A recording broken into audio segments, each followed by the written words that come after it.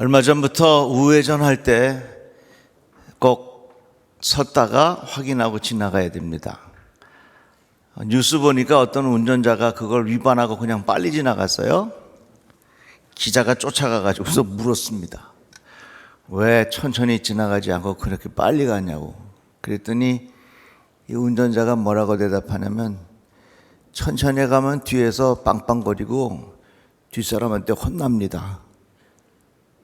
저는 그 인터뷰를 보면서 이것이 오늘 우리 사회에 퍼져 있는 마음이라 그런 생각이 들었어요. 우리 대한민국은 참 빨리빨리 좋아합니다. 그래서 이 빨리빨리가 성공을 이루었고 또 빨리빨리가 경쟁력이 되었습니다. 그리고 실제로 우리나라는 얼마나 모든 것이 빨리빨리 되나 몰라요. 자동차 갱신해도요, 그거 접수하고 거기 뭐라고 써놨냐면 15분이 지나도 나오지 않으면 연락 주세요, 그 말이에요. 그 말은 뭐냐면 15분이 안 돼도 나온다는 얘기입니다. 저는 접수하고 화장실에 갔다 왔더니 벌써 나와 있더라고요. 그렇게 우리나라는 모든 것이 참 빨리빨리 잘 됩니다. 그러다가 보니까 우리 마음에는 조급함이 있어요. 그래서 내가 원하는 속도에 맞춰주지 아니하면 막 화를 내고 분노하는 것이 우리의 형편입니다. 특별히 코로나를 지나면서 사람들의 마음이 많이 움츠려져 있고 예민하고 긴장되어 있다가 보니까 우리도 모르는 사이에 이런 분노하는 마음들이 여기저기에서 많이 일어나는 것 같습니다.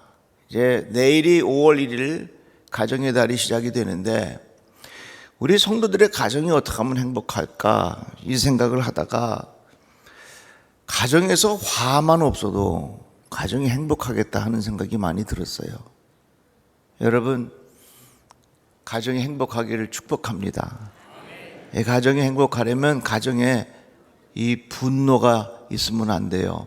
화가 있으면 안 된다는 것입니다.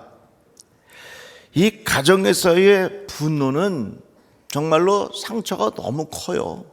잠언 말씀에 보니까 분노는 잔인하고 진노는 범람하는 물과 같다고 하지만 사람의 질투를 누가 당하여 낼 수 있으랴. 화내는 거요, 이거 뭐하고 같으냐면 홍수와 같아요. 화내는 거요, 산불 난 것 같아요. 홍수가 나거나 산불이 나면요, 그거를 어떻게 회복할 수가 없어요. 그걸 어떻게 감당할 수가 없다고 하는 것입니다. 한 번 난 이 홍수와 한 번 난 산불 때문에 수백 년 동안, 수십 년 동안 자라왔던 나무들이 순식간에 다 타버립니다. 이 홍수와 산불의 파괴력이 얼마나 큰지 몰라요. 화난 게 그래요. 자동차를 만들기까지는 오랜 시간 수고하고 만들지만 그 자동차가 순간에 교통사고가 나면요, 그거 금방 더 없어지고 폐차되게 됩니다. 분노가 그런 것 같아요. 여러분들의 삶 속에 분노를 잘 조절하셔서 여러분들의 가정이 행복하기를 바랍니다. 예수께서 말씀하셨습니다. 옛사람에게 말한 바 살인하지 말라, 누구든지 살인하면 심판을 받게 되리라 하였다는 것을 너희가 들었으나 나는 너희에게 이르노니 형제에게 노하는 자마다 심판을 받게 된다. 이 말씀 뭡니까? 율법에 의하면 화를 낸 사람은 심판을 받는다. 그러나 예수께서는 뭐라고 말씀하셨습니까? 마음에 이 화를 가지고 있는 사람, 이 분노하는 사람, 살인하는 사람은 심판을 받는다는 것이 이 율법의 내용이지만 예수께서는 뭐라고 말씀하셨냐면 분노하는 사람을 심판하신다.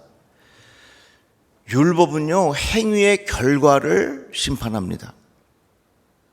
그러나 하나님은, 예수님은 행위의 그 시작을 심판하세요.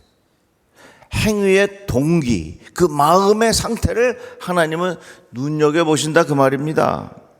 그래서 이 살인이라고 하는 것은, 사람을 죽인다고 하는 것은 어디서부터 시작이 되냐면 마음의 분노에서부터 시작이 되는 거예요. 그래서 율법은 살인을 심판한다고 하지만 예수께서는 마음의 분노를 심판하신다 그랬어요. 분노가 밖으로 분출되면 그것이 살인이고요, 분노가 밖으로 나갈 수 없어서 출구를 찾지 못하면 그것이 자살이 됩니다. 그만큼 우리의 마음속에 이 분노를 다스리고 살아가는 것이 중요해요. 최초의 살인사건이 무엇이었습니까? 형 가인이 동생 아벨을 죽인 것입니다. 똑같이 하나님 앞에 제사를 드렸는데 하나님께서 아벨의 제사는 받으시고 형 가인의 제사는 받지 않았습니다. 가인의 마음에 분노가 생겨서 결국은 동생 아벨을 죽이게 된 것이지요. 그래서 예수께서는 이 마음을 너무나도 잘 알고 계셨습니다. 율법에 의하면 살인한 것을 심판하지만 예수께서는 너희들이 가진 그 분노의 마음을 눈여겨보신다고 말씀하고 있어요. 이같이 분노는 홍수와 같고 마구 집어삼키는 산불과 같습니다. 또 야고보서에 보면 사람이 성내는 것이 하나님의 의를 이루지 못함이라 이 말씀이 있어요. 다 같이 한번 읽어보겠습니다. 사람이 성내는 것이 하나님의 의를 이루지 못한다 그랬어요.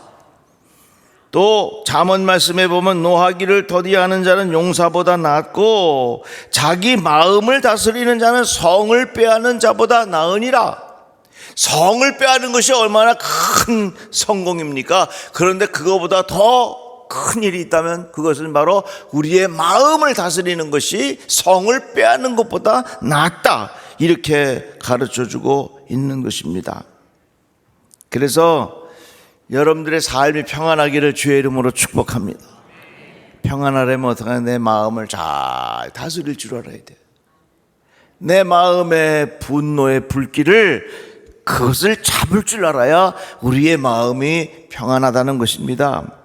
동의보감에 보면 욕치 기질 선치 기심이라. 이 말은 뭐냐면 병을 치료하고자 하면 먼저 마음부터 다스려야 된다.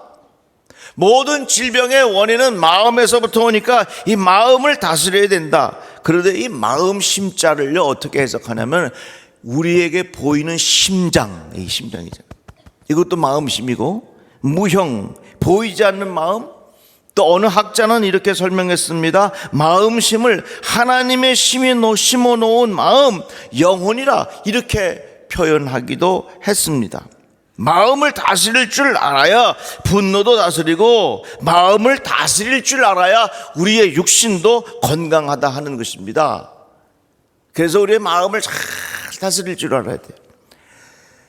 분노하면요, 화나면요, 누가 제일 손해보냐면 내가 손해봐요. 꼭 이런 거예요. 쥐를 잡으려고 쥐약을 놓는데 마치 내가 쥐약을 먹고 쥐를 잡으려고 하는 거 똑같아요. 내가 쥐약을 먹었으니 내가 죽지. 쥐를 잡는다고 생각하면 그거 쥐가 쥐약을 먹어야 되는데 내가 쥐약을 먹었으니 내가 죽는 거예요. 그 말은 뭐냐면 분노라고 하는 것은 그것을 통해서 내가 죽어간다, 그 말입니다. 자, 그러면 우리가 이 분노를 어떻게 다스리겠는가? 오늘 본문 말씀에 보니까 너희는 떨며 범죄하지 말지어다, 이렇게 표현되어 있는데 새 번역에 보니까 너희는 분노하여도 죄짓지 말아라, 그렇게 표현되어 있어요. 화가 나면요 일단 죄짓기 쉬운 환경이 되는 거예요. 왜? 화가 나면 틈이 생기고 그 틈으로 마귀가 들어와요. 노하는 자는 다툼을 일으키고 성내는 자는 범죄함이 많으니라. 이 말씀은 뭡니까? 나도 모르는 사이에 화가 나면 그 틈이 생기고 그 틈으로 마귀가 들어와서 나도 모르게 죄짓기 쉬워진다, 그 말입니다. 그래서 분노하게 되면 죄짓지 않도록 조심해라. 그 다음 말씀은 이렇게 표현합니다. 너희는 분노하여도 죄짓지 말아라. 잠자리에 누워 마음을 깊이 반성하며 눈물을 흘리라. 여기 말씀 보니까 화나면요 가서 누우라는 거예요. 저는 이 성경 읽으면서 얼마나 이게 귀한 진리인지 깨달았어요. 이 성경 많이 읽었는데 어쩜 그 말씀이 눈에 확 들어와. 오늘 하나 꼭 배우고 가세요. 한번 따라 합시다. 화가 나면 가서 눕자. 왜 화가 나면 누워야 될까? 이게 일리가 있어요. 화가 났는데 내 진짜 화가 난 사람이 앞에 있어. 그러면 서로 말다툼하다가 보면 말도 세지게 되고 모두 나가 주먹도 나가 모두 나가 옆에 있는 것도 집어던지기 생겼어. 그러니까 화가 나면 서로 마주보고 있으면요 그 화가 점점 팍 올라가 가지고서 산불이 확 번지듯이 그걸 걷잡을 수 없게 되는 겁니다. 그런데 생각해 보세요. 앞에 사람하고 막 화가 나서 옥신각신하다가 서로 부부싸움 막 하다가 화가 확 나서 어떻게? 얼른 방에 들어가 그냥 확 누워봐. 누우면 어떻게 집어던져? 내가 집어던져야 내 얼굴로 떨어지니까 집어던질 수도 없는 거예요. 누워있으니까 내가 허공에다가 말을 하니까 말을 할 수도 없는 거예요. 야, 그래서 이 말씀 속에 일단 화가 나면 가서 누워라. 아멘 좀 해봐요. 이게 우리가 화를 다스리는 방법 중에 하나요. 저는 화가 나면 가서 누워라고 하는 말을 내가 이 성경 보면서 처음 배웠어요. 그러니까 우리 예루살렘 찬양 때도 그럴 일 없겠지만 열받으면 가서 그냥 누워요. 그런데 일단 눕게 되면 어떻게 되냐면 내 마음에 화가 난 마음이 확 올라가다가 그것이 그 마음이 잠깐 스톱이 되는 거예요. 불이 났을 때 그 불을 처음에 불길을 잡으면 그 불길이 크게 번지질 않습니다. 분노는 산불과 같고 홍수와 같다 그랬어요. 그러니까 내 마음에 분노의 불길이 확 타오르기 시작할 때 그걸 초반에 딱 잡으면 그거 절제가 되는 거예요. 그걸 어떻게 잡느냐? 일단 화가 나면 그냥 그 앞에서 계속해서 옥신각신하고 뭐 열내면요 말이 점점 심해지고 있는 것 집어던지고 주먹 나가고 그래서 도저히 감당할 수 없는 상황까지 번지게 되거든요. 그러니까 일단 화가 나면 가서 누우세요. 아멘 좀 해봐요. 다 같이 아멘. 한번 따라합시다. 나는 화가 나면 눕기로 했다. 그렇다고 해서 길 한복판에 누우라는 소리는 아닙니다. 그 다음에 어느 책에 보니까 화가 나면요 이렇게 하래요. 숨을 3초를 확 들이쉬래. 한번 해봅시다. 시작.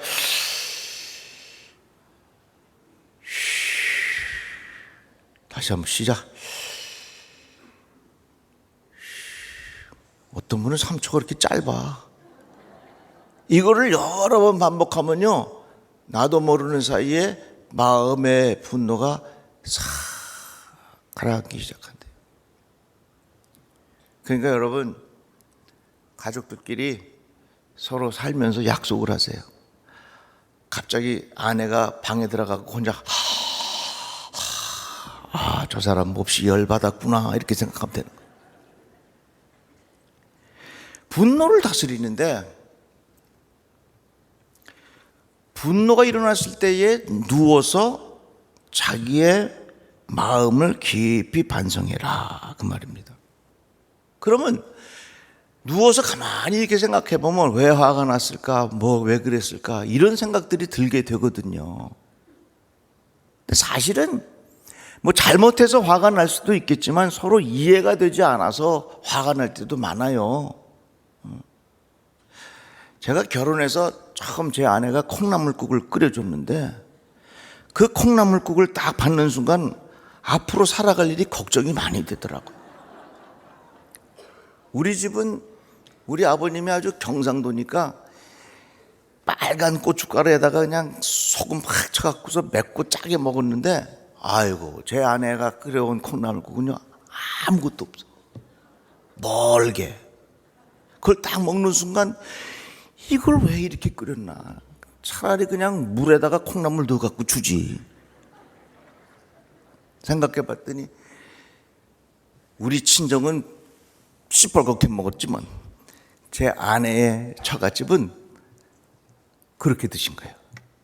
근데 살다가 보니까 또 그게 또 맛있어지더라고요. 만약에 서로 살아온 상황이 서로 다른데 당신 콩나물국을 이따위로 끓여서 이렇게 시작하면 이게 싸움이 되는 거거든요. 그러니까 화가 날 만한 것들을 곰곰이 생각해 보면 그 이해가 부족하고 서로가 조금 다르기 때문에 일어난 일이 아닌가, 그렇게 생각하시면 돼요. 우리 감리교회 자랑스러운 선교사님 중에 안찬호 선교사님이 있는데, 이분은 저 아프리카 케냐의 마사이족에서 선교했던 분입니다. 처음 선교지에 딱 가가지고 추장을 만나는데, 그 추장이 안찬호 선교사님을 딱 보더니 얼굴에다가 침을 다 뱉더라는 얘기야. 아니, 처음 만나자마자 침을 뱉었으니 이 얼마나 화가 나. 그래가지고 이 선교사님이 참 무례하구나, 어쩌면 이렇게 처음 보는 사람한테 침을 뱉는가. 자기도 너무 화가 나가지고서 그냥 있는 거 없는 거 다 끌어당겨갖고 하고 침 확 뱉었대. 그랬더니 저 마사이족 추장이 껄껄 웃으면서 이 선교사님한테 와갖고 꼭 끌어안아주면서 고맙다고 얘기를 하던 얘기야. 알고 봤더니 마사이족에는 너무 물이 부족해갖고 처음 사람을 만났을 때 당신을 환영합니다, 당신을 축복합니다 라는 의미로 그 얼굴에다가 침을 뱉어준대요. 자, 이제 옆에 사람 보고서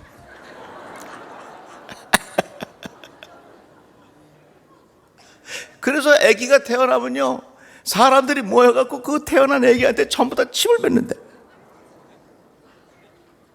여러분 생각해 보세요. 그 선교사님이 참 그 추장이 나한테 침을 뱉었을 때 얼마나 기분 나빠. 이게 뭐 하는 짓이야 하고 화를 낼 수 있어. 그런데 그분이 침을 뱉은 것은 당신을 환영하고 존경합니다 라는 의미에서 침을 뱉었단 말입니다. 우리가 살면서 다양한 일로 긴장하고 화가 나고 분노하고 여러 가지 일들이 많이 있는데, 그것이 오해가 되기 때문에 일어나는 일들이 많이 있을 수 있다, 그 말입니다. 그래서 우리들이 서로 이 마음의 분노, 이것들을 잘 삭히려면, 아, 이게 오해가 있을 수 있겠구나,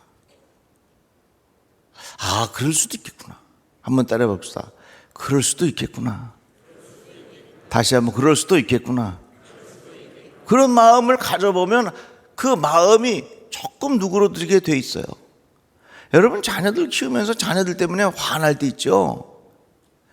저도 우리 아이들이 어렸을 때 막 화도 나고 그럴 때 있었어요. 근데 어느 날 제가 깨달은 게 있습니다. 뭐냐면, 저 녀석이 저러는 게 날 닮아서 그런 걸.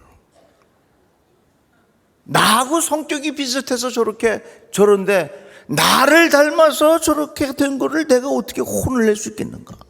그 생각이 딱 드는 순간 혼낼 일이 있어도 뒤로 돌아서서 씩 웃게 되더라고요. 에이구, 날 닮아서 그런 걸 웃잖아. 그러니까 그런 마음들이 딱 이렇게 불이 식어진다, 그 말입니다. 그래서 우리들이 살면서 분노할 일들이 굉장히 많이 있지만, 그런 면에서 내 마음을 다스릴 줄 알아야 된다, 그 말이에요. 근데 예수께서 우리들에게 가르쳐 주신 마음 중에 하나가 뭐냐면, 서로가 서로를 향하여 긍휼히 여기는 마음입니다. 어떤 사람이 밥을 먹을 때 막 이렇게 먹어. 아니, 저 사람은 왜 이렇게 혼자 욕심내서 밥을 이렇게 먹는가, 그렇게 생각할 수 있지만, 알고 봤더니 그 사람은 고아로 자랐어. 그래서 자기가 혼자 열심히 밥을 먹지 않으면 밥을 굶을 수밖에 없어. 그래서 그 사람에게 무언가 약점이 있고 그 사람에게 향하여 분노한 마음이 있을 때 다시 한번 긍휼의 마음을 가지고 그 사람을 바라보면, 그래서 그랬구나. 마음의 여유가 생기고 마음의 평안함이 오는 거예요. 여러분, 지금 우리 사회는 어떻게 보면요, 이 풍선이 터지기 직전까지 빵빵하게 전부들 지내는 것 같아요. 그래서 누가 조금만 뭐라 그러면 그냥 막 터지고 엄청난 일들이 우리 주변에서 많이 일어나고 있어요. 평안을 잃어버립니다. 분노 때문에 가정이 불행해집니다. 그러나 내가 분노하는 것은 쥐약을 내가 먹고 쥐를 잡으려고 하는 것하고 똑같다. 누구 손에요? 내 손에요.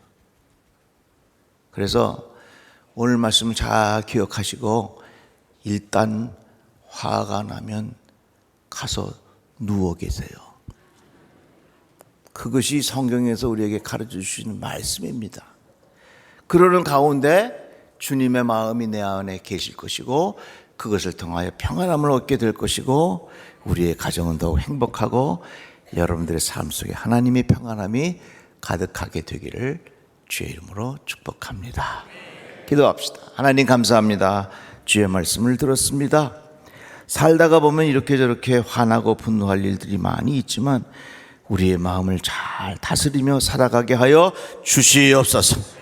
예수님의 이름으로 기도드리옵나이다. 아멘.